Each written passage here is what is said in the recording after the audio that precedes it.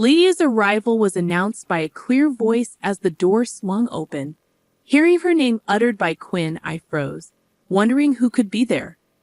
But the confirmation came swiftly. It was indeed my sister, Lydia. Quinn continued calling Lydia's name repeatedly, and as I shivered, I snapped back to reality. Realizing the gravity of the situation, I knew I had to capture it on video. Quietly, I recorded the evidence on my smartphone and discreetly retreated. After a while, they emerged from the bedroom only to turn pale at the sight of me. "That's right," I confirmed. "I've sent the video of you two to Gabriel. Anyway, let's discuss what to do next among the four of us." At those words, Lydia's face paled even further. "What do you mean?" she asked, her voice trembling. "Just what it sounds like," I replied, holding up my smartphone. "I have the evidence." "What have you done?"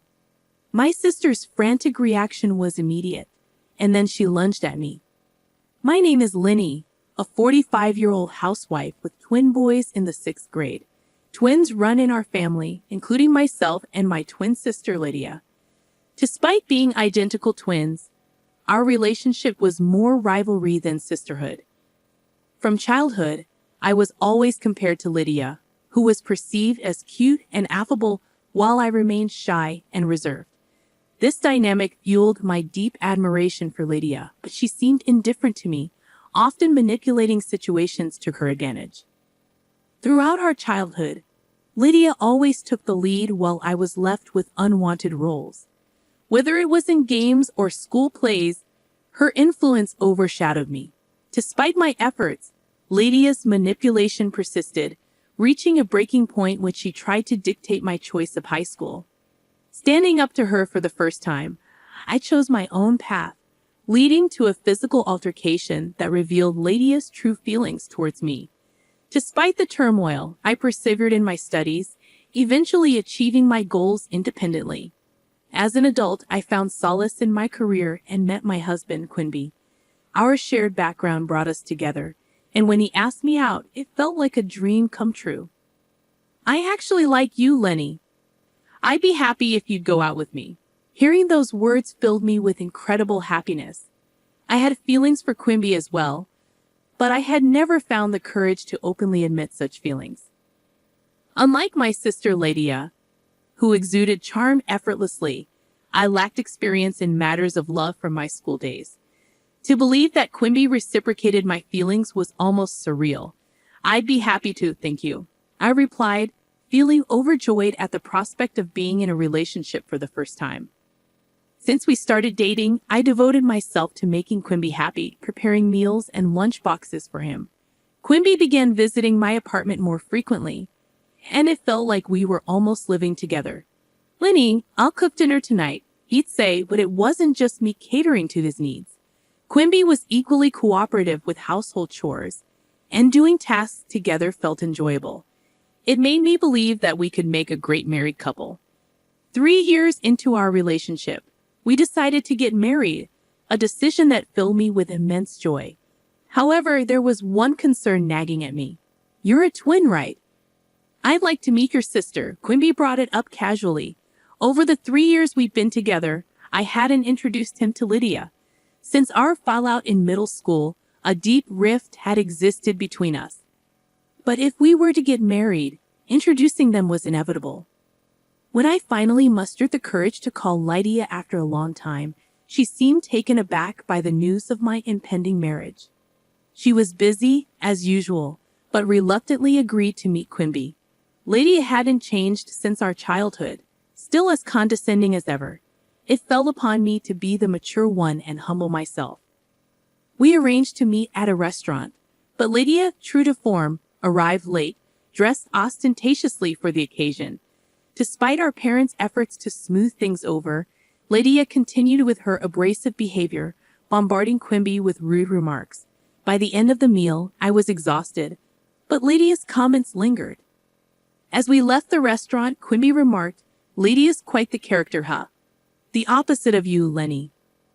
I forced a smile in response, feeling a pang of insecurity. "Maybe you should take a leaf out of Lydia's book," he added. "She's always smiling, good at conversation, and cute." if I'd met her first.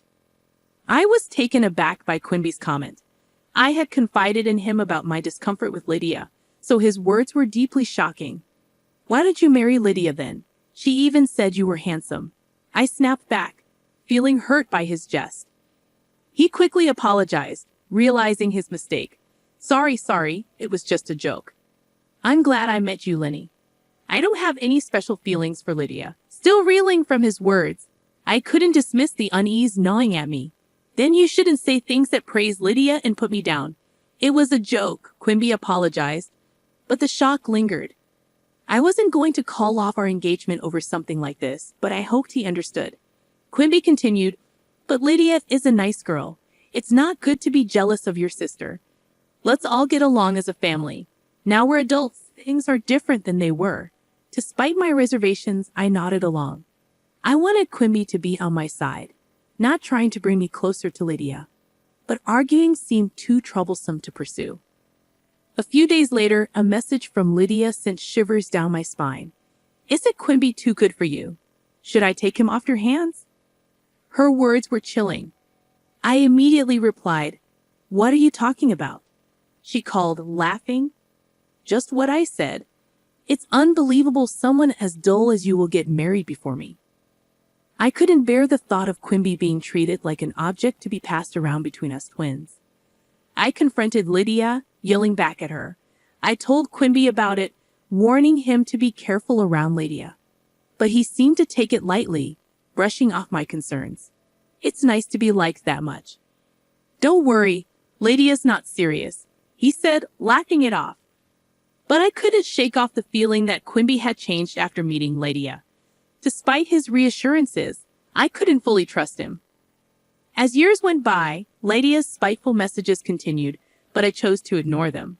I prayed for peaceful coexistence with her while leading a happy married life. When I learned that Lydia had gotten married, despite our strained relationship, I couldn't help but feel genuinely glad for her. When I heard that Lydia had found someone, it hit me hard. I realized how terrible I had been, marrying Quimby only after she had found happiness herself. Surprisingly, Lydia apologized through our parents, and we began communicating again. She had changed, becoming calmer, almost like the Lydia I once loved. I never thought we would laugh together again, so I was overjoyed. Lydia even introduced me to her husband, Gabriel, who seemed genuinely caring. As both Lydia and I were married, our relationship grew stronger, much to our parents' delight. I wanted to make up for the time we had lost. Then one day I fell ill at work and had to leave early. Upon returning home, I sensed something was off. Despite the house supposed to be empty, I heard voices coming from the bedroom. Recognizing Quimby's voice, I hesitated to confront him. The nature of his voice drained the color from my face. It was unmistakably intimate. Trembling, I decided to catch him in the act, recording with my smartphone. What I saw was even more shocking than I anticipated. Opening the door, I heard Quimby mention Lydia's name. Frozen in disbelief, I recorded the scene before quietly leaving. Sitting in shock, I forgot about my illness, staring blankly at my phone. Moments later, the bedroom door opened, revealing Quimby and Lydia. Quimby paled, questioning my presence. Lydia, defiant, declared her intentions to take everything. I remained calm, smiling at her threats. As the situation escalated, Lydia lunged at me, but Quimby intervened. Trying to diffuse the tension, he pleaded for forgiveness and attempted to protect Lydia. However, the consequences of her actions were clear. Realizing the severity of the situation, I couldn't cover for Lydia. Despite Quimby's pleas, I couldn't overlook her betrayal. It was a harsh reality, but Lydia had brought it upon herself, knowing the risks. I retorted that it was too harsh, but as usual, Quimby rushed to Lydia's defense, further infuriating me. I shot him a glare, expressing my concern for Lydia. Thinking Lydia is the only one who's going to lose her family and job is a huge mistake, I shouted.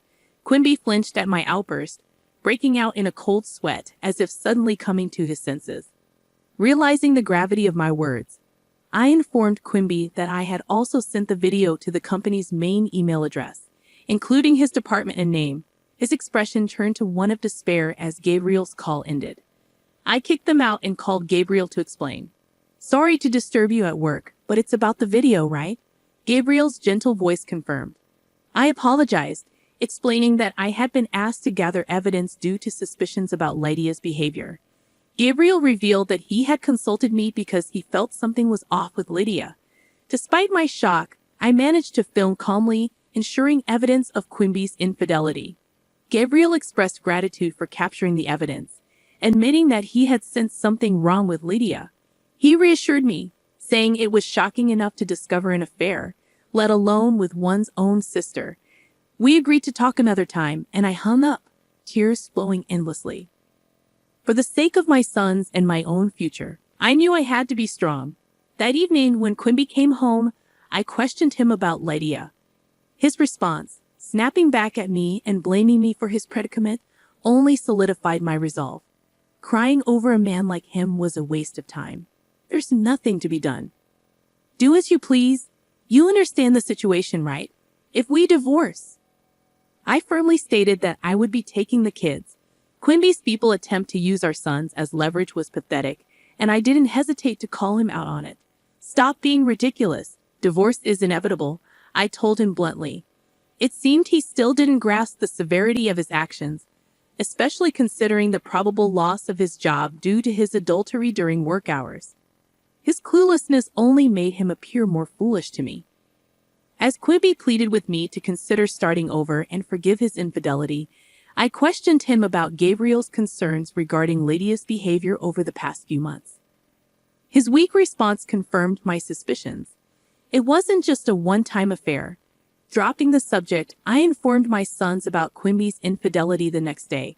Despite their young age, they expressed their support for me without hesitation, which moved me to tears. We left to stay with my parents, who were shocked to hear about Lydia and Quimby's actions. My mother tearfully apologized for always making me endure Lydia's behavior and promised to keep their distance from her. From then on, I commuted to work from my parents' home. Quimby's incessant calls and messages pleading for forgiveness only served to annoy me further. His attempts to woo me back with declarations of love and fantasies of a happy family of 4 were laughable. I was almost fooled for a moment, but my son's laughter at his messages reminded me of their absurdity. Despite my reluctance, I eventually agreed to meet Quimby to sign the divorce papers at a cafe, following Gabriel's advice to keep the conversation calm in a public place. When Quimby and Lydia arrived, it was evident that Lydia had fallen out of favor with Gabriel, serving as a harsh reality check for her actions. As we sat down to sign the papers, both Quimby and Lydia hesitated, hoping to avoid the inevitable. But I stood my ground, reminding them of their betrayals and the consequences they faced. Eventually, they signed the papers, and I finalized the divorce with the help of a lawyer introduced by Gabriel. After our divorce was finalized, Quimby wasted no time proposing to Lydia, revealing his feelings for her from the start. Meanwhile, Lydia, who had genuinely loved Gabriel, was left abandoned and eventually lost her job too. When I asked Gabriel about it, he revealed that Lydia had been complaining about me to him for months, painting me as useless and extravagant. The realization that Lydia had gone to such lengths to set me up filled me with horror. It was a stark reminder of the lengths people would go to in order to manipulate and deceive others. I was taken aback when Gabriel apologized to me, admitting that he consulted Lenny out of concern for my safety. Never did I imagine that it would lead to such a drastic turn of events with Quimby. It's okay, it's all in the past now, I reassure him, though the weight of what transpired still lingered. We concluded our conversation, agreeing to stay in touch for updates on the divorce compensation and legal proceedings. As Gabriel explained, the burden of the substantial divorce compensation led Quimby and Lydia to marry and live together. Lydia, abandoned by her parents, had no choice but to reluctantly accept Quimby's proposal. It seemed she had no family left and felt compelled to marry him. However, according to the lawyer, Lydia couldn't accept her situation and eventually divorced Gabriel to marry Quimby. Despite my sympathy for the lawyer, who endured Lydia's abusive language during their interactions, I remained grateful for his unwavering support, especially with Gabriel by his side. Over the years, we continued to demand the divorce compensation and child support, and I relied on their assistance. 5 years passed, and while the wounds healed, the scars remained. Then, out of the blue, the lawyer contacted me, informing me that Lydia wanted to talk. Despite my reluctance, I reluctantly agreed to meet, accompanied by Gabriel for support. At the cave, Lydia and Quimby appeared solemn as they broached the topic. Lydia revealed that she was suffering from renal failure and needed a kidney transplant. Quimby blamed me and Quimby for her deteriorating health, but I stood my ground, refusing to take responsibility for their actions. When Lydia pleaded for a kidney transplant, I was taken aback by her audacity. Quimby argued that as twins, I had a duty to help her, but Gabriel intervened, highlighting the risks involved and questioning the fairness of their request. Their pleas fell on deaf ears, and I left the cave, determined not to be manipulated any further. Despite their desperate attempts to guilt-trip me, I remained resolute in my decision. With Gabriel's support, I walked away, leaving them to face the consequences of their actions. While I couldn't forgive them, I hoped they would learn from their mistakes and find a way to move forward.